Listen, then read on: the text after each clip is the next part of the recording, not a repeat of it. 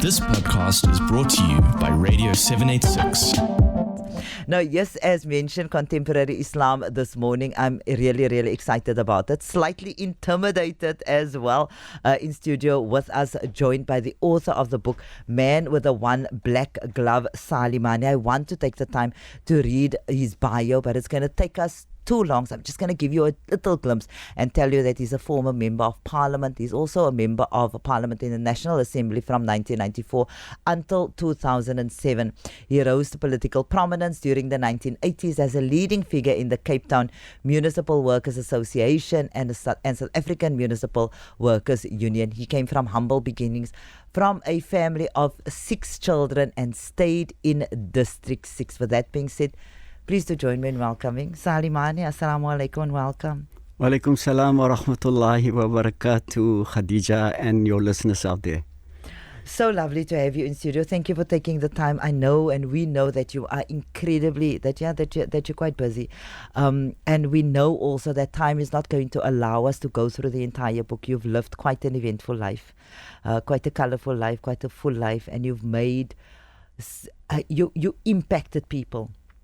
But if we can just take you back slightly and ask, in terms of your beginning, but looking back now and looking at your beginning, then what inspired you now at this point in your life to write this book, to write this autobiography? Khadija, I think and I was forced to reflect on some of these things when I started writing. What made me do the things that I did in my life? I can only ascribe that to my upbringing.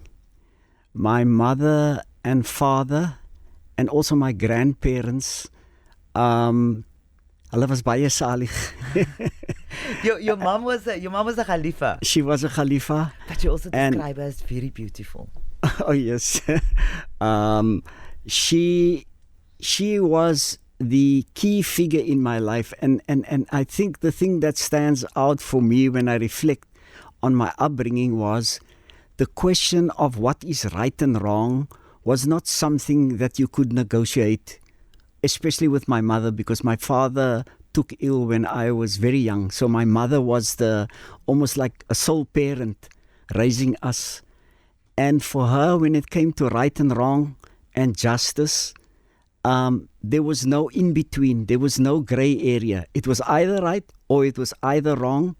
And she lived a life where she would practically live that, not just talk about it, not just inculcate it in us in word, but the way she lived and the way she was in service of the community where she lived. Although we come from very difficult, kan ek maar sê arm. Yeah, see, that's what it is. Because my pa was a bricklayer. He was a bricklayer and took ill when I was only 11 years old. And my mother had to raise us on very little. But she would make time and effort to be of service to others.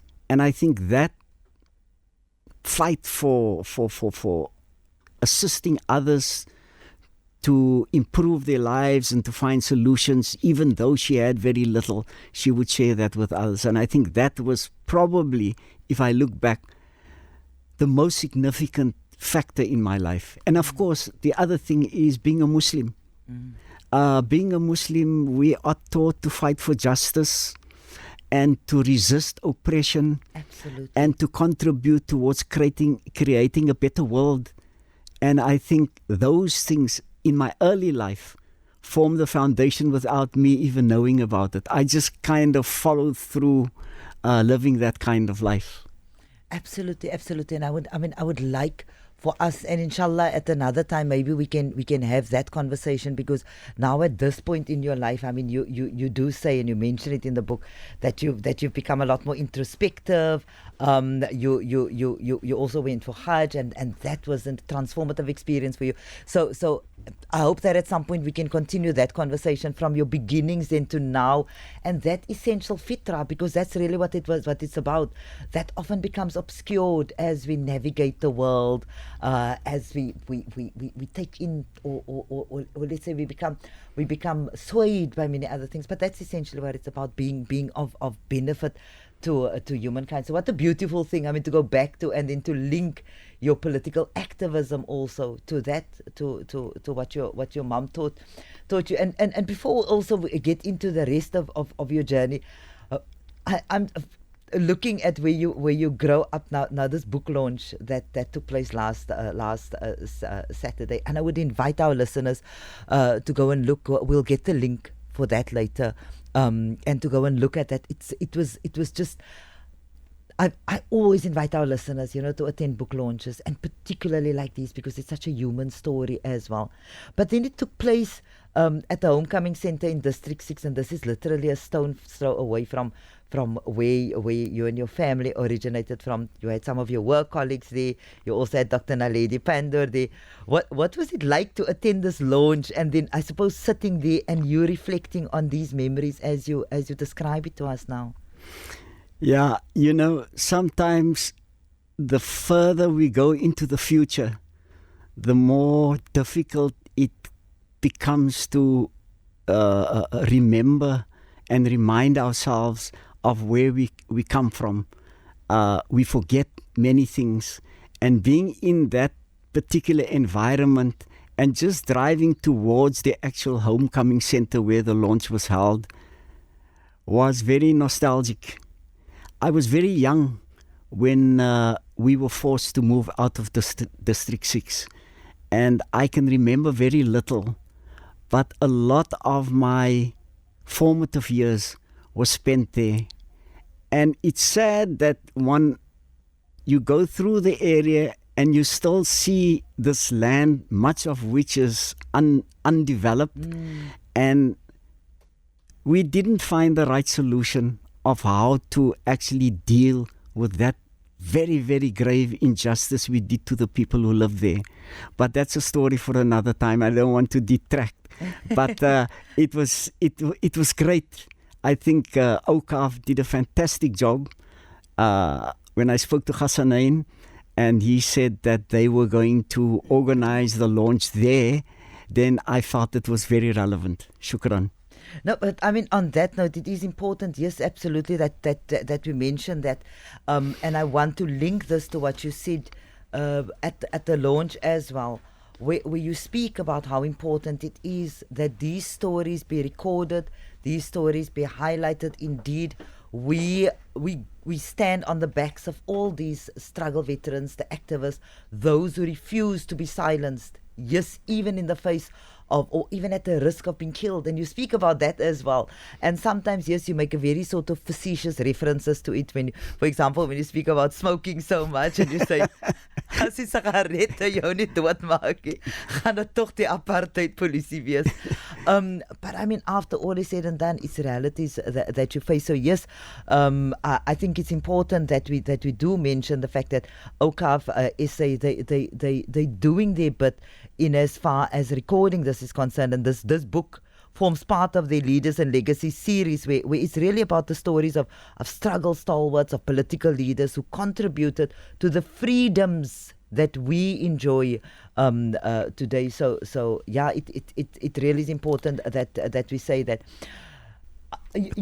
Could I just make a comment there? Yes, of course. At this stage, Khadija?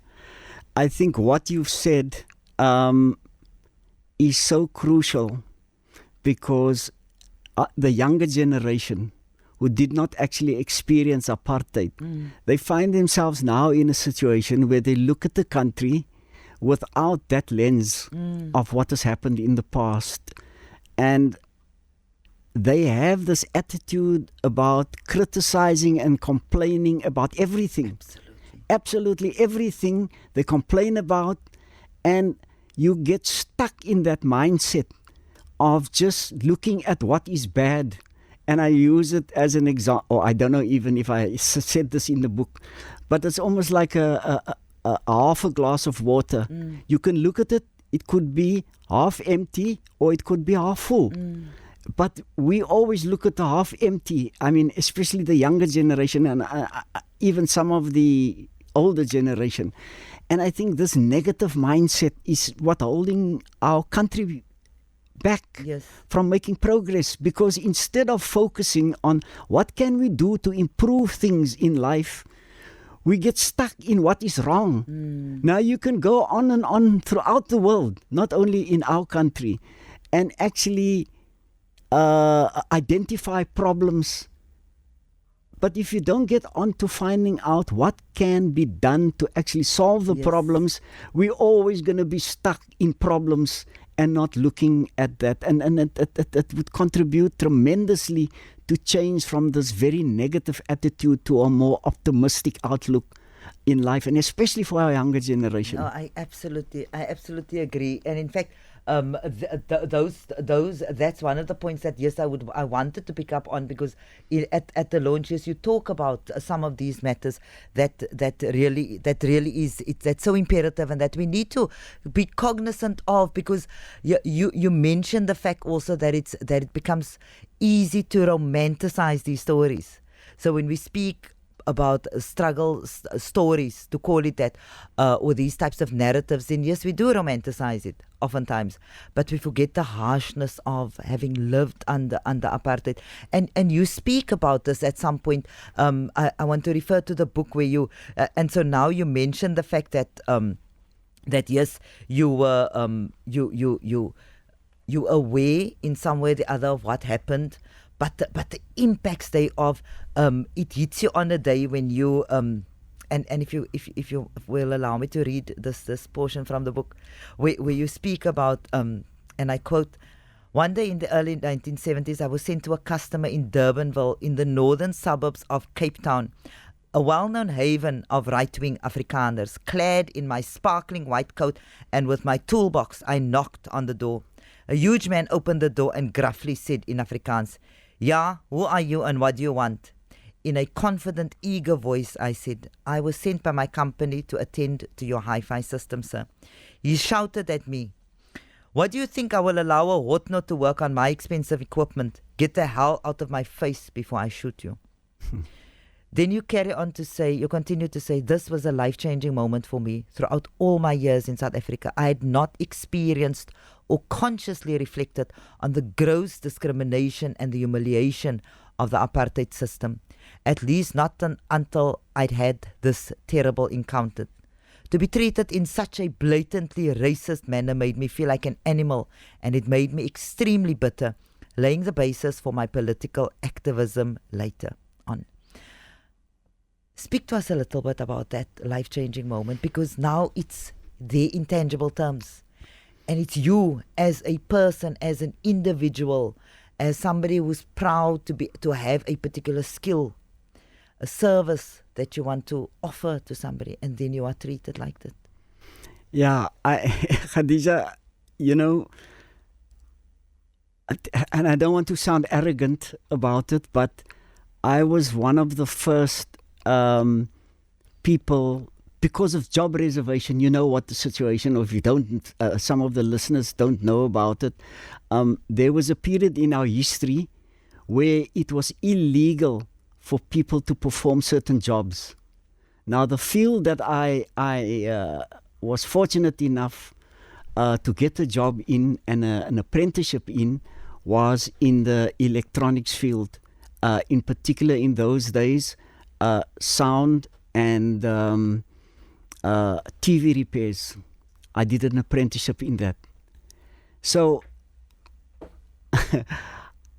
I also came through a period where the technology changed from the old valve vacuum tube systems to the semiconductor system. And I was one of the few people in the country who actually made tremendous progress. Later on in the book, it might sound boastful, brekerig. No, but you were confident about your skill. You knew what you were doing. I, in fact, later on even taught at the college, because there were very few people who could make the transition like that.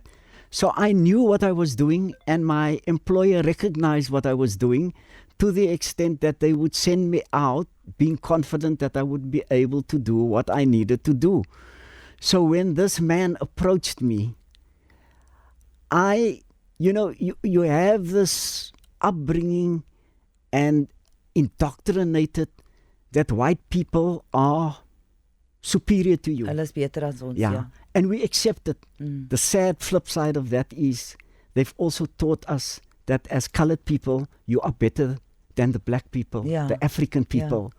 And that was the kind of thing that didn't properly sink in what this actually meant. So when this man actually, when I had this experience with this Afrikaner guy, it made me reflect on the existing system that we were living under, that people are treated differently based on how they look Yes. and their race. And I went back to the drawing board and I said, but this can't be right, man. Ek is mos nie 'n dier nie. Ek wil hom nou vloek nou op die radio nie.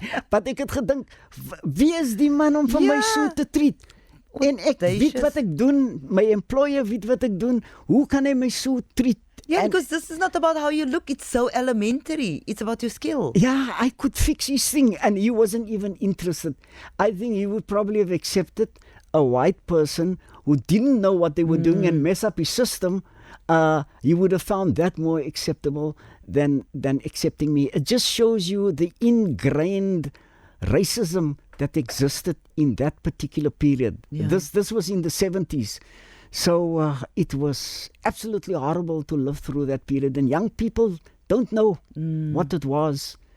Yeah, Khadija. No, we'll pick up on some of that. It's we need to go for a break, and I think so many important points that you mentioned, because we want to traverse alongside you through your life journey and get those little glimpses. But we also want to see in real terms, what the impacts there was, and of course draw from your knowledge and from your experience and your insights to see what the future holds. It's Community Pulse on Radio 786 100.4 FM, going into the second half of our Contemporary Islam segment. And today in studio, very privileged to be joined in studio by the author of Man with the One Black Glove, The Life and Times of a Freedom Fighter, written by Salie Manie, who before the break, of course, gave us a little glimpse into where he came from, and what really what was a life-changing moment for him in terms of becoming a political activist. And yes, it's very important, and we were speaking off air now, Salie, about the fact that yes, you come from Pontyville. Looking back now, and why it was so important for you to write this book. Of course, you sat at the United Nations, you sat on the United Nations, and this is where you came from parents who lived from hand to mouth, 5 children that needed to be fed. You were a political, of course, you are a political activist. You became, most of your life was spent achieving and accomplishing, and we were saying, when we spoke about that particular incident before the break, beyond the scope even of what the job required from you when you became an electronics expert, but constantly being suppressed. And this was the nature of the apartheid system, that whatever it was that people accomplished, and you're right, it's so important that our young people today realize this, where we live and we are surrounded with this worldview that speaks only, or that emphasizes the me, myself and I, that centers the self and the individual needs, and the needs of the individual. You come from that. It was about the communal, where you realize that, look, we as a collective have to speak up, and you found your voice through the trade unions. Yes. And what a life-changing moment that was. It was one of the extremely important shifts that I made, because I was a technical person, without going into the detail. But then I was given a job, or I took a job in the city of Cape Town to look after all their closed-circuit TV equipment. And then, quite by accident, not by design, I was elected as shop steward. And when that happened, all hell broke loose. Ek weet nie of hell allowed is op die radio station nie, but all hell broke loose after that. And my life was almost taken over and pushed in a certain direction with me having little say in it. I just found myself almost dumped in a stream that was so strong, and I was just pushed along, and I just had to, I couldn't swim against it. It was too strong. And I landed up where I landed up eventually. Yeah, and you played a key role in the formation of Samoa. Yeah, I was fortunate enough to be there. I was one of the of a small group of 5 people who was tasked to create a national union. The union that I belonged to was only limited to the city of Cape Town when I joined it, but it was later changed, or we were instructed to actually get all the municipal workers unions in the country together to form one national structure, which later became Samoa. And I was fortunate to be there right at the very, very beginning to work out the mechanics of how do we move from where we were to where we eventually became. Yeah, but exactly, because for you, after that life-changing moment, or when you stood there, and it also opened your eyes again to the way, and you speak about this, the fact that under an apartheid dispensation, yes, there was the forced removals, yes, there were a whole lot of other, of course, immaterial ways that you could see, but then how it impacted the lives of the workers. And as we said also now, that type of the type of racism that constantly and in every single way stratified our lives, not just in terms of where one lived, but in terms also of that sort of hierarchy, if one can call it that, within workspaces. And it really, in the book also you expound on that, how it influenced your pro-worker way of thinking, and how imperative it was that, a decent living wage and to work under decent living conditions. It's something that you became incredibly passionate about. And still passionate about, Khadija, because I believe that the way the world is organized now, it looks after the privileged and the rich. It's designed to maximize profits at all cost. And the cost actually comes from the workers. They're not going to drop the profits. They're rather going to cut cost or get rid of workers, but they want to retain the profits at all cost. Now, if you look at that, so maybe they want to make an extra million or a couple of hundreds of millions, but in order to retain that and make it possible, they now have to get rid of people. So now they will get rid of 1,000 people.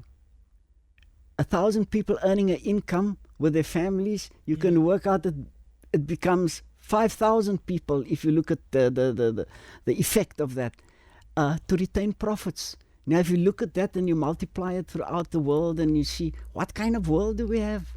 I mean, it's such an unfair system.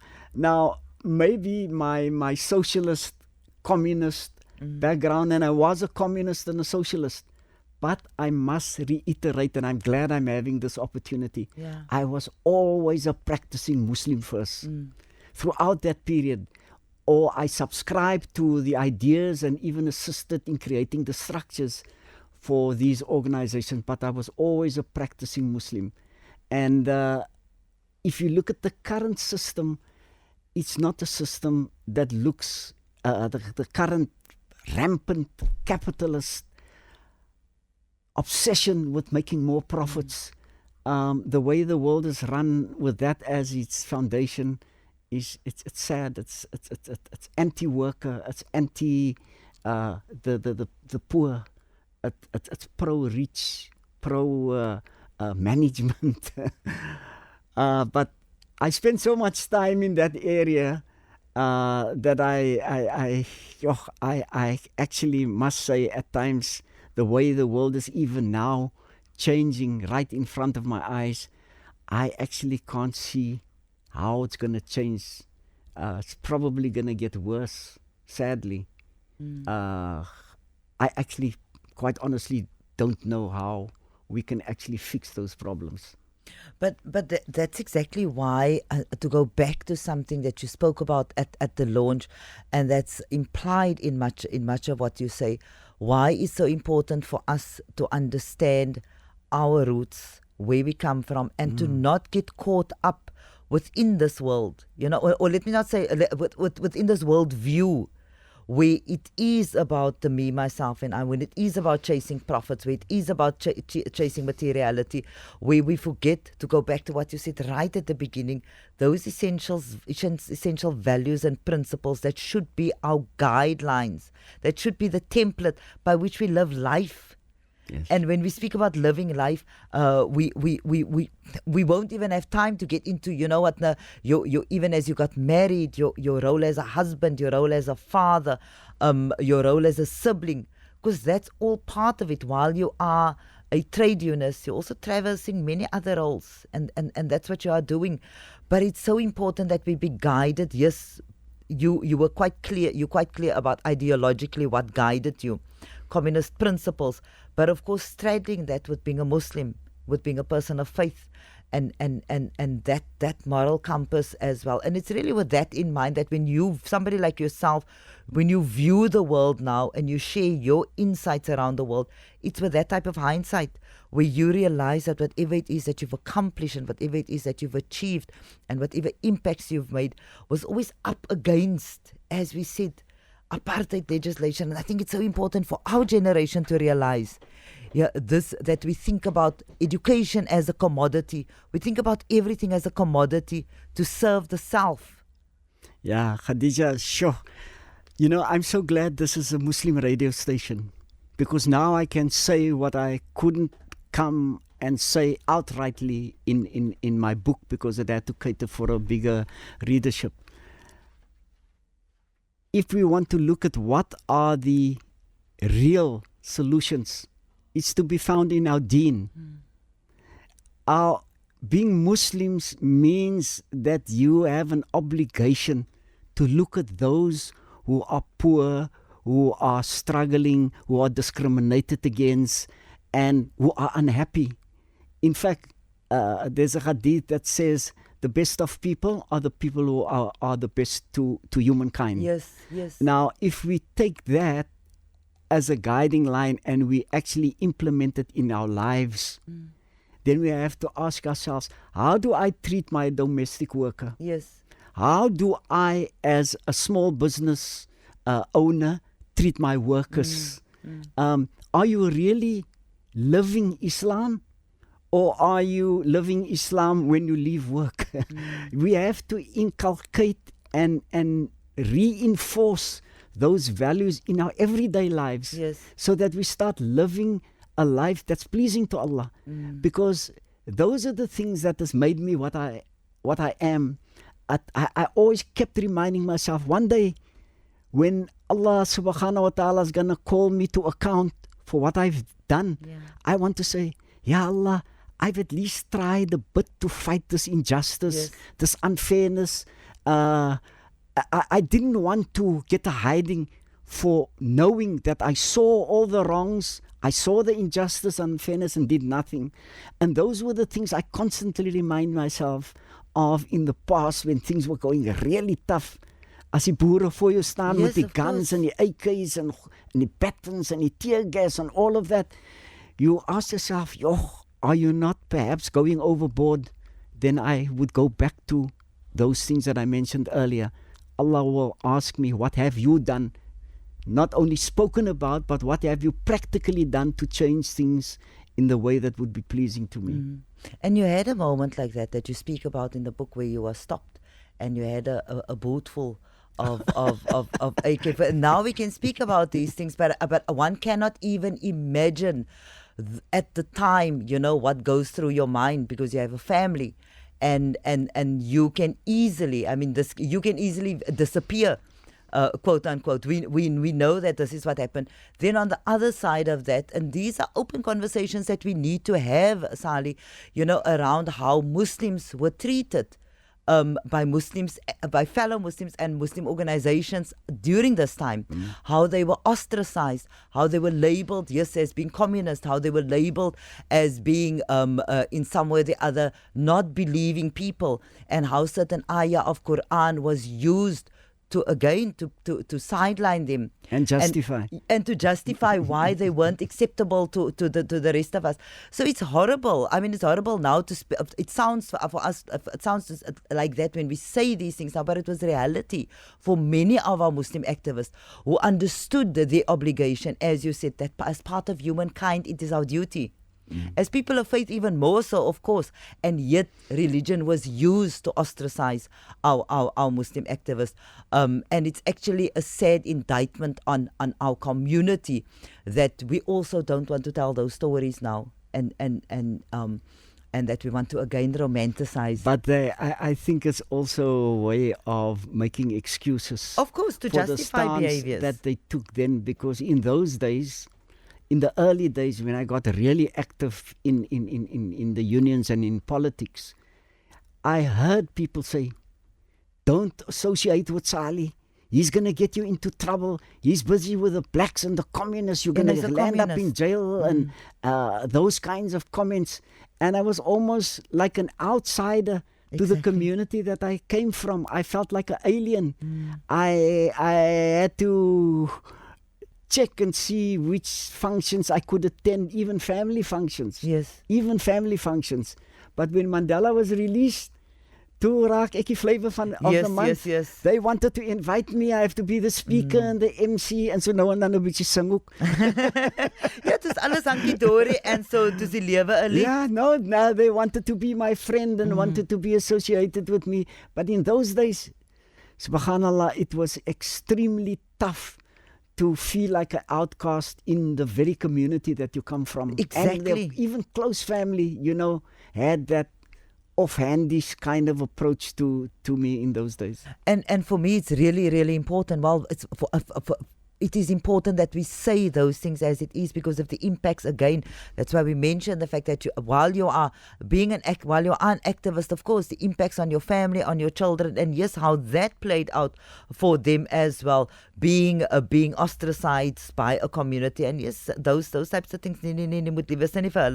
As you say, he's a communist. We have about 3 minutes left, and I would so much love to have asked you more questions, but I would like for you perhaps just to close this off. Part of what you mentioned at the book launch, you make reference to this now around changing a mindset for us to stop, to understand that we are part of breeding this culture of pessimism, of criticism constantly, of negativity, and for us to start finding solutions. Naledi Pandor, Dr. Naledi Pandor, in her when she speaks, she also makes reference to this. We speak about idealism, but she said, if we don't have an ideal to strive for, what are we then? You speak about this transformative experience when you go for Hajj, and how this made you realize again that we constantly need to strive to be better. So perhaps just in closing, remind us of that and remind us of our duties of being part of civil society, of being part of a community, of being of benefit to others. Khadija, jy gee vir my 'n helwe problem nou. I would love to be able to address very, very crucial points that you are raising, but I want to leave on this note and quote an experience that I've had. My wife is very ill now. She's had so many operations. She's had a spine operation. The sugar goes from 20 to 30 almost every day. And I have to care for her. Now, when I left Parliament, my wife was very sick already. And her health has deteriorated even more. So what happened was that when I left Parliament, I had to start caring for my wife. I was a member of Parliament and seen in a certain light. But now I had to basically become a carer for my wife. And what has happened is that when I had to go and make up the bed and help met die goed opwas en die klere ophang and all of that, I thought to myself, what made me give, because I decided myself to get out of Parliament. So what I heard a hadith that said, Allah subhanahu wa ta'ala will reward you for even a thorn prick. Okay. And and will erase your problems and your sins and so on. And when I realized that I was moaning and groaning, Allah is giving me an opportunity with my wife, and it changed my mind completely 180 degrees from moaning and complaining to actually see caring for my wife was actually a blessing. And if there's one message I want to leave in everything that I've said, if we change our attitudes to hardships and difficulties, then you will see our lives will change overnight, inshallah. Wow. Goosebumps. Absolute goosebumps. I wish we had more time, but inshallah, we have it on record that we're going to continue this conversation. Salie Manie, shukran so much for joining us in studio today and giving us glimpses into your life, but sharing those amazing insights. I look forward to our next conversation, inshallah. Assalamu alaikum. Wa alaikum salam wa rahmatullahi wa barakatuh, and shukran for inviting me. This podcast is brought to you by Radio 786.